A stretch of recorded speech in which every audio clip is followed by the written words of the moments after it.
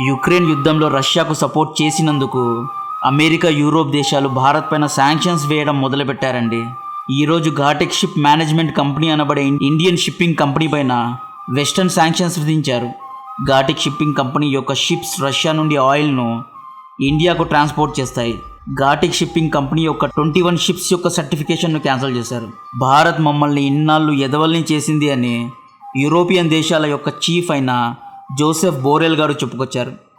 ఈ బోరెల్ గారి బాధ ఏంటి అంటే, ఇండియన్ కంపెనీస్ రష్యాతో తక్కువ ధరకు క్రూడ్ ఆయిల్ను కొని ఆ క్రూడ్ ఆయిల్ను ప్రాసెస్ చేసి రిఫైన్ చేసిన క్రూడ్ ఆయిల్ను పెట్రోల్, డీజిల్ లేదా జెట్ ఫ్యూయల్గా మార్చి యూరోప్ దేశాలకు ఎక్కువ రేట్స్కు అమ్ముతున్నాయి అని ఆరోపించాడు. దీన్ని ఇంకా సింపుల్గా ఎక్స్ప్లెయిన్ చేస్తా. ఈ మొత్తం రచ్చ మొదలైంది ఫిబ్రవరి 24, 2022లో. రష్యా యుక్రెయిన్ పైన దండయాత్ర చేసిన తర్వాత అమెరికా, యూరోపియన్ దేశాలు రష్యా పైన ఎన్నో శాంక్షన్స్ను విధించిన విషయం మనందరికీ తెలుసు. ఈ శాంక్షన్స్లో భాగంగానే రష్యా తన దగ్గరున్న క్రూడ్ ఆయిల్ ఒక బ్యారెల్ను కేవలం $60కు అమ్మాలి. అదే మార్కెట్లో ఒక బ్యారెల్ ధర $100 నుండి $110 ఉంది. రష్యా క్రూడ్ ఆయిల్ పైన $60 ప్రైస్ క్యాప్ను ఫిక్స్ చేశారు. రష్యన్ క్రూడ్ ఆయిల్ అమ్మకం పైన శాంక్షన్స్ను విధించారు. దీనివల్ల రష్యా నష్టాన్ని చూడాల్సి వచ్చింది. ఎందుకు నష్టాన్ని చూడాల్సి వచ్చింది అంటే, ఉదాహరణకు ఒక ఊరిలో 10 రైస్ ట్రేడింగ్ షాప్స్ ఉన్నాయి అనుకుందాం. రైస్ ట్రేడింగ్ షాప్స్ అంటే బియ్యాన్ని అమ్మే షాప్స్. ఈ 10 షాప్స్లో 1 కేజీ బియ్యం ధర యావరేజ్గా ₹10. ఈ ₹10 అనేది ఆ ఊరిలో 1 కేజీ బియ్యం యొక్క మార్కెట్ వాల్యూ. కానీ ఈ 10 షాప్స్లో ఒక షాప్ పేరు రష్యన్ రైస్ ట్రేడర్స్. ఈ షాప్ యొక్క యజమాని ఊరి మాట వినలేదు, ఊరి పెద్దలకు విరుద్ధంగా వ్యవహరించాడు. సో అప్పుడు ఆ ఊరి పెద్దలు Russian rice trader shop owner పైన పగబట్టి ఊరిలో ఉన్న వారందరికీ ఒక అల్టిమేటంను జారీ చేశారు. ఎవ్వరూ రష్యన్ రైస్ ట్రేడర్ షాప్లో బియ్యాన్ని కొనకూడదు. ఒకవేళ మీరు అత్యవసర పరిస్థితుల్లో లేదా షార్టేజ్ కారణంగా బియ్యాన్ని కొనాల్సి వచ్చినా కేవలం ₹5 పెట్టి బియ్యాన్ని కొనాలి. బయట మార్కెట్ రేట్ ₹10 ఉన్నా మీరు ₹5 పెట్టే కొనాలి అని ఆదేశించాడు. ఒకవేళ మీరు మా మాట వినకుండా రష్యన్ రైస్ ట్రేడర్ దగ్గర బియ్యాన్ని కొన్నారు అంటే మీ పైన కూడా ఆంక్షలు వేస్తామని ఊరి పెద్దలు ఆదేశించారు. సో రష్యా విషయంలో కూడా సరిగ్గా అదే జరిగింది. అమెరికా, యూరోపియన్ యూనియన్లోని దేశాలు రష్యా పైన శాంక్షన్స్ను విధించాయి. ఈ శాంక్షన్స్లో భాగంగానే రష్యా నుండి ఆయిల్ను కొనడం యూరోపియన్ దేశాలు మానేశాయి. మార్కెట్లో క్రూడ్ ఆయిల్ యొక్క ధర పర్ బ్యారెల్ $79 నుండి $80 ఉంది. రష్యా నుండి కొంటే $60 పర్ బ్యారెల్. రష్యా నుండి కొంటే చీప్, కానీ రష్యా పైన శాంక్షన్స్ ఉన్నాయి కదా. సో రష్యాతో తక్కువ ధరకు ఆయిల్ను కొనకుండా $80 పెట్టి వేరే దేశాలతో ఎక్కువ ధరకు కొంటున్నారు. బట్ ఇక్కడ ఇండియా ఏం చేసింది? వెస్ట్రన్ దేశాలకు చూడండి, మీరు చెప్పినట్లు రష్యాతో వ్యాపారం చేయడం మేము ఆపలేము. రష్యా మా స్ట్రాటజిక్ పార్ట్నర్. రష్యా మాకు 1971 యుద్ధంలో హెల్ప్ చేసింది. 1979 నుండి 1999 మధ్యకాలంలో వెస్ట్రన్ దేశాలన్నీ పాకిస్తాన్కు సపోర్ట్ చేశాయి. కానీ రష్యా మాకు అండగా ఉంది. రష్యాతో మేము మిలిటరీ వెపన్స్ కొంటాము. రష్యాతో మాకు స్ట్రాటజిక్ పార్ట్నర్షిప్ ఉంది అని చెప్పి వెస్ట్రన్ దేశాల నోరు మూయించిన విషయం కూడా మనందరికీ తెలుసు. దీని గురించి మన ఛానల్లో చాలా వీడియోస్ వచ్చాయి. ఇక్కడ మెయిన్ పాయింట్ ఏంటి అంటే, ఇండియా రష్యా నుండి తక్కువలో అంటే $60 పర్ బ్యారెల్ ధరలో క్రూడ్ ఆయిల్ను ఇంపోర్ట్ చేసుకొని దాన్ని రిఫైన్ లేదా ప్రాసెస్ చేసి పెట్రోల్, డీజిల్, జెట్ ఫ్యూయల్గా మార్చి యూరోప్ దేశాలకు ఎక్కువ ధరకు అమ్ముతోంది. యూరోపియన్ యూనియన్ చీఫ్ జోసెఫ్ బోరెల్ ఇన్ని రోజులు మొత్తుకునే విషయం కూడా ఇదే. బోరెల్ ఏమంటున్నారు అంటే, అరే ఇండియా రష్యా నుండి ఆయిల్ను కొని దాన్ని రిఫైన్ చేసి మాకే ఎక్కువ రేట్స్లో అమ్మి మమ్మల్ని ఇన్ని రోజులు ఎదవల్ని చేస్తోంది అని చెప్తున్నాడు. దీన్ని చాలా సింపుల్గా ఎక్స్ప్లెయిన్ చేస్తా. క్రూడ్ ఆయిల్ అంటే రా ఆయిల్, తెలుగులో దీన్ని ముడి చమురు అంటారు. అంటే ఆయిల్ బాయిల్ నుండి తీసిన పచ్చి ఆయిల్ ఇది. క్రూడ్ ఆయిల్ని మళ్ళీ బియ్యంతో పోల్చి చెప్తా. క్రూడ్ ఆయిల్ అనేది బియ్యం లాంటిది. బియ్యం అనేది తినేకి పనికిరాదు. బియ్యాన్ని కడిగి వండి అన్నం లేదా బిర్యానీ లాగా తయారు చేసిన తర్వాతే అది తినడానికి పనికొస్తుంది. సో క్రూడ్ ఆయిల్ అనేది బియ్యం లాంటిది. White rice, biryani, colour rice అనేవి పెట్రోల్, డీజిల్, జెట్ ఫ్యూయల్ లాంటివి. ఈ పెట్రోల్, డీజిల్ను కార్స్లో, బైక్స్లో వేసుకుంటాం. ఇవి ఎనర్జీని జనరేట్ చేస్తాయి. క్రూడ్ ఆయిల్ను డైరెక్ట్గా కార్లో వేస్తే కారు షెడ్కి పోతుంది. మనోళ్ళలో చాలామంది, బ్రదర్ మనం రష్యా నుండి చీప్లో ఆయిల్ను కొంటున్నాం, బాగానే ఉంది, మరి ఎందుకు ఇండియాలో పెట్రోల్, డీజిల్ ధరలు ఆకాశానికి అందుతున్నాయి అని ఎన్నోసార్లు అడుగుతారు. ఈ ప్రశ్నకు సమాధానం కూడా ఈ వీడియోలో చాలా సింపుల్గా ఎక్స్ప్లెయిన్ చేస్తాం. ఇండియన్ కంపెనీస్ యూరోప్కు ఆయిల్ ప్రొడక్ట్స్ను ఎలా అమ్ముతున్నారు, ఎలా లాభపడుతున్నారు అంటే, మొదటగా రష్యన్ కంపెనీస్ ద్వారా ఇండియన్ కంపెనీస్ ఏం చేస్తున్నాయి? క్రూడ్ ఆయిల్ను పర్ బ్యారెల్ $60 పెట్టి కొంటున్నాయి. నార్మల్లీ క్రూడ్ ఆయిల్ను ఇంటర్నేషనల్ మార్కెట్లో కొనాలి అంటే అమెరికన్ డాలర్స్ పెట్టి కొనాలి. కానీ ఇప్పుడు ఇండియా రష్యా దేశాలు ఇండియన్ కరెన్సీ అయిన రూపీతో, యూఏఈ కరెన్సీతో, చైనీస్ కరెన్సీతో వ్యాపారం చేస్తున్నాయి. సో ఈ విషయం పక్కన పెట్టండి. మళ్ళీ క్రూడ్ ఆయిల్ దగ్గరకు వస్తాం. ఈ క్రూడ్ ఆయిల్ ఇండియాకు వేటి ద్వారా వస్తాయి అంటే షిప్స్ ద్వారా వస్తాయి. ఘాటిక్ షిప్పింగ్ మేనేజ్మెంట్ కంపెనీ వంటి వేరువేరు షిప్పింగ్ కంపెనీస్ యొక్క షిప్స్ నుండి రష్యా నుండి ఆయిల్ను ఇండియా ఇంపోర్ట్ చేసుకుంటుంది. ఈ క్రూడ్ ఆయిల్ను ఎక్కువ శాతం కొనేది ఇండియన్ గవర్నమెంట్ కాదు. అందరూ ఒక అపోహలో ఉంటారు. ఇండియన్ గవర్నమెంట్ ద్వారా నడిచే కంపెనీస్ అయినటువంటి ఇండియన్ ఆయిల్ లేదా భారత్ పెట్రోలియం రష్యా నుండి మొత్తం ఆయిల్ను కొంటోంది అని మనలో ఒక అపోహ ఉంటుంది. బట్ ప్రభుత్వం కంటే ఎక్కువగా ఈ ఆయిల్ను ఇండియన్ ప్రైవేట్ రిఫైనరీ కంపెనీస్ కొంటాయి. మరి ఇండియన్ ప్రైవేట్ రిఫైనరీ కంపెనీస్ ఎవరు అంటే Reliance, Mangalore refinery, Chennai refinery, Visakhapatnam refinery, Kochi refinery, ఇలా చాలా కంపెనీస్ ఉన్నాయి. ఈ కంపెనీస్ అన్నీ ఎక్కువ శాతంలో రష్యా నుండి క్రూడ్ ఆయిల్ను కొంటున్నాయి.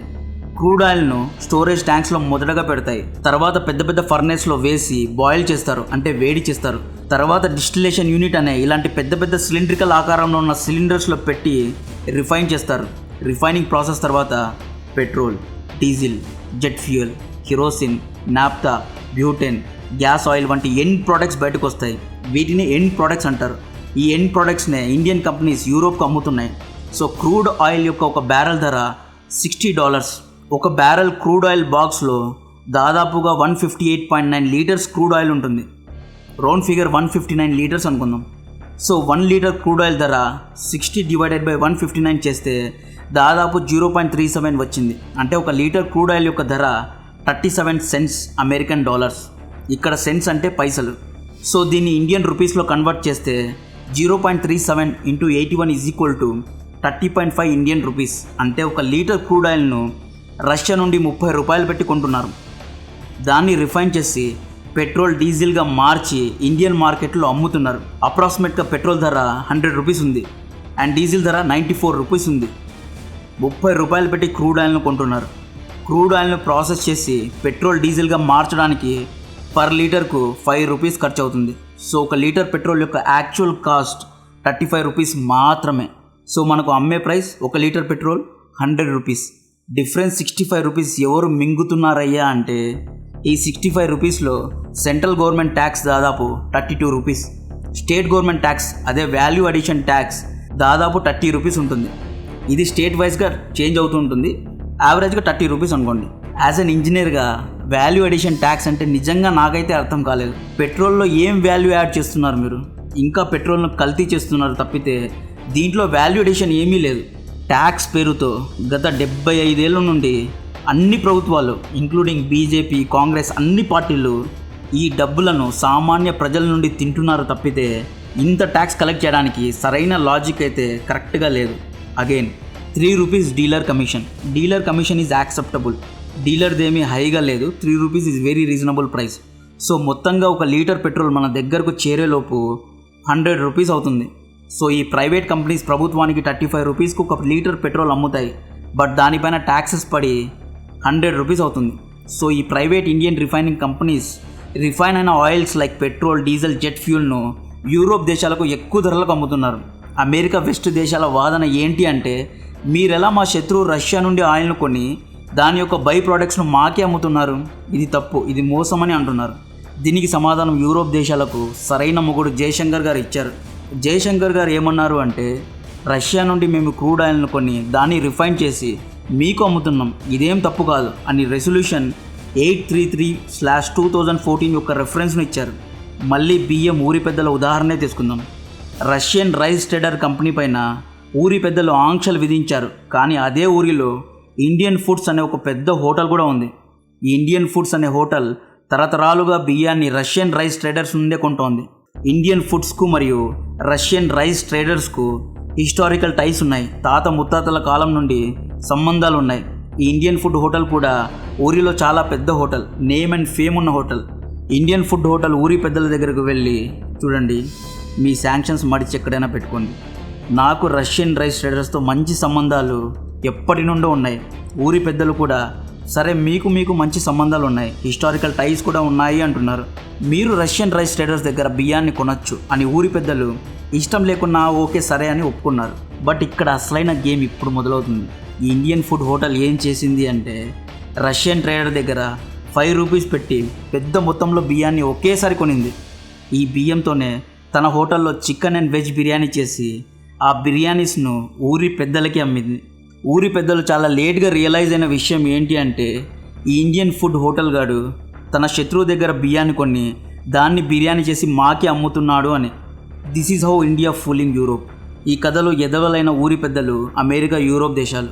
స్మార్ట్గా గేమ్ ఆడిన ఇండియన్ ఫుడ్ హోటల్ మన India. Russian rice trader again Russia. ఒకప్పుడు బ్రిటిషర్లు కూడా ఇండియాతో ఇదే కదా చేసింది. ఈస్ట్ ఇండియా కంపెనీ ఇండియా నుండి రా మెటీరియల్స్ను దొబ్బేసింది. యూరోప్లో దాన్ని ప్రాసెస్ చేసి మళ్ళీ ఎక్కువ రేట్స్కు ఇండియాకే అమ్మింది. ఈ చప్పల్స్, ఈ స్మాల్ ఇండస్ట్రియల్ ప్రొడక్ట్స్ ఇవన్నీ ఇండియన్ రా మెటీరియల్స్ని దొబ్బేసి యూరోప్లో ప్రాసెస్ చేసి మ్యానుఫ్యాక్చర్ చేసి మళ్ళీ ఎక్కువ రేట్స్కి ఇండియాకే అమ్మింది. దెబ్బ అంటే ఇది. కర్మ అనేది తిరిగి వచ్చి తప్పకుండా గుద్దుతుంది.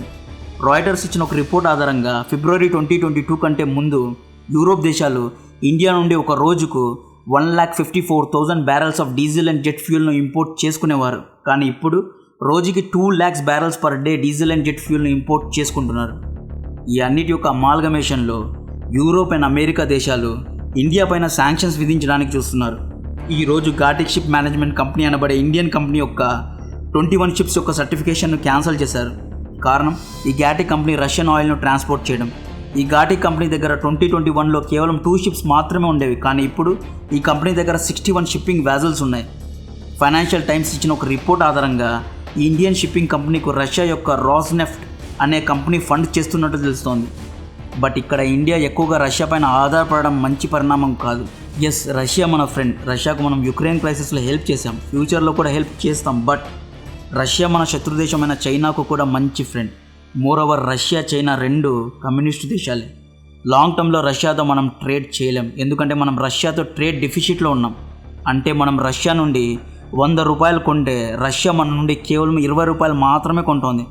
అదే యూరోప్ దేశాలతో మనం ట్రేడ్ సర్ప్లస్లో ఉన్నాం. The Hindu business line release చేసిన ఒక రిపోర్ట్ ఆధారంగా ఇయర్ 2022-23లో $13 బిలియన్ ఇండియా సర్ప్లస్లో ఉంది. అంటే యూరోప్ దేశాలు మనకు అమ్మే వస్తువుల కంటే ఎక్కువ వస్తువులు మనతో కొంటారు. అదే రష్యాతో మన వ్యాపారం చూస్తే 2022-23 ఫినాన్షియల్ ఇయర్లో $34.79 బిలియన్ ఇండియా డెఫిసిట్లో ఉంది.